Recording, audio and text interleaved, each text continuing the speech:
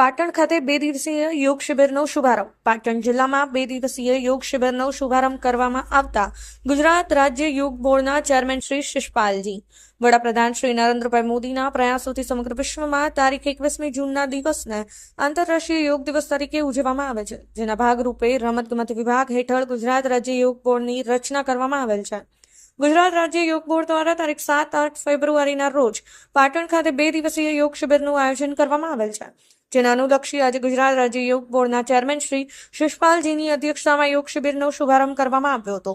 પાટણ જિલ્લામાં તારીખ 8મી ફેબ્રુઆરીએ સવારના 6 થી 8 કલાક દરમિયાન ઉપવન મેદાન ઉપવન બંગલોઝની બાજુમાં વાડીના ચોક પાટણ ખાતે ગુજરાત રાજ્ય યોગ બોર્ડ દ્વારા યોજવામાં આવશે.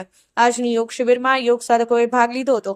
શિબિરનો હેતુ લોકોના માનસિક અને શારીરિક સ્વાસ્થ્યની સાથે સાથે આવનાર પેઢીમાં યોગ અંગેની જાગૃતતા આવે તેમજ દરેક નાગરિકને સ્વસ્થ જીવનશૈલી અને નિરોગી જીવન જીવવા માટે પ્રોત્સાહિત કરવાનો છે.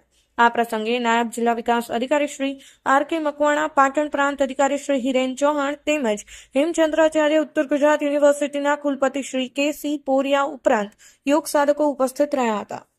Bureau report, Patan news 24, Patan.